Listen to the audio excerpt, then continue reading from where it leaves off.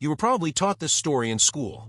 Ancient people traded their chickens for bread. It was a hassle, so someone invented money, and life got easier. A nice story. But for over a century, anthropologists have been searching for a single society that actually worked this way.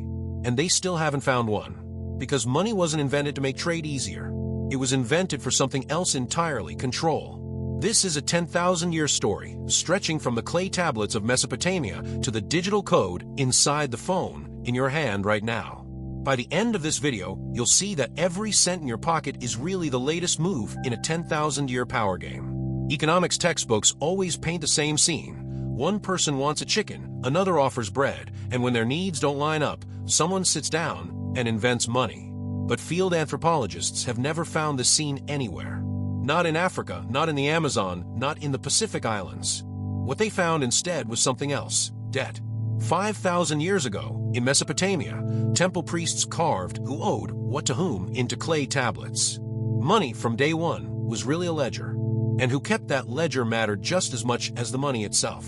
Around 600 BC, on the land that is now Turkey, King Aliats of Lydia did something that changed the world. He cut pieces of a gold and silver alloy into standard weights and stamped them with his own seal. The first official coins were born. But the real message wasn't in the weight, it was in the seal. The king stands behind this money. People didn't trust it at first. They bit the coins to make sure the metal was real. But soon everyone understood. This piece of metal carrying the king's seal could be traded for almost anything in the market. Ever since, money hasn't gotten its value from the metal. It gets it from the stamp of an authority you trust. And when that authority changes, money changes with it.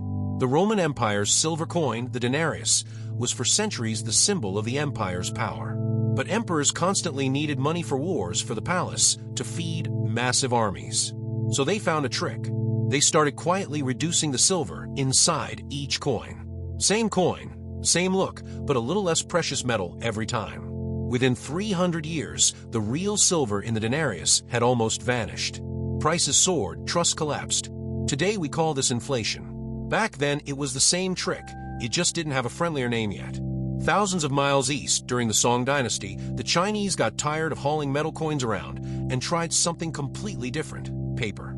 They gave value to a paper that had no value of its own, backed only by the state's guarantee. Centuries later, the Venetian traveler Marco Polo couldn't believe his eyes when he saw it, and when he told the story back in Europe, nobody believed him either. Europe had a different problem. The church considered charging interest a sin.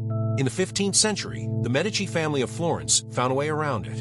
Instead of lending money and charging interest, they issued a bill of exchange in two different currencies across two different cities. On paper, no interest ever appeared, but the money kept growing. The foundation of modern banking was born from dodging around a religious rule. In 1944, before the Second World War had even ended, the world's major economies gathered at Bretton Woods and struck a deal. The dollar would be pegged to gold, $35 for every ounce. Every other currency would be pegged to the dollar. For once, the world's money seemed anchored to something real. But America printed more dollars than it actually had gold for. And on August 15, 1971, President Nixon went on television and unilaterally cut the tie to gold. From that moment on, no currency on earth was backed by anything, just a promise printed on paper and the power of whoever made that promise. Since 1971, the dollar's purchasing power has eroded by nearly 90%. What $1 bought 50 years ago, today buys you roughly a tenth of that. Nobody smashed your window and stole the money. It was just slowly, quietly drained of its value. A loaf of bread that cost pennies in 1971 now sells for dozens of times that, but over those same 50 years, most people's wages didn't grow at the same pace. In 2008, the cracks in this system finally showed. Banks came to the edge of collapse, but they didn't fall. They were rescued with trillions of dollars in newly printed money. Ordinary people lost their homes, while the ones who broke the system stayed, standing with government help. That year, millions of people started asking the same question: who actually controls this money? At the end of 2008, someone whose identity is still unknown, someone calling themselves Satoshi Nakamoto, published a 9-page paper, a currency that worked without needing any banks. Inside the very first Bitcoin block, they embedded that day's newspaper headline: a second bailout was being prepared for the banks. The message was clear: this currency was a direct answer to that broken system.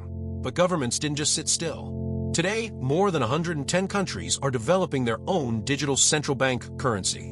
It looks like cash, but it's money where every purchase can be tracked and even switched off if needed. So right now, right in front of you, two completely different futures are racing. A currency no single person controls, and a currency where every move can be controlled. From the debt a temple priest carved into a clay tablet 10,000 years ago to the balance on your phone today, one thing has actually never changed. Money was never just an innocent tool for making trade easier. It was always a way for some people to govern others. And chances are, until this video, you never even thought about what system holds your money or who can watch it. Throughout history, money has always worked best when you weren't paying attention to it. A king stamped a seal, an emperor diluted the silver, a bank hid the interest, a government cut the gold. Now it's digital code's turn. So in the next chapter of this story, who's going to hold the control? Maybe the answer depends on how closely you're paying attention.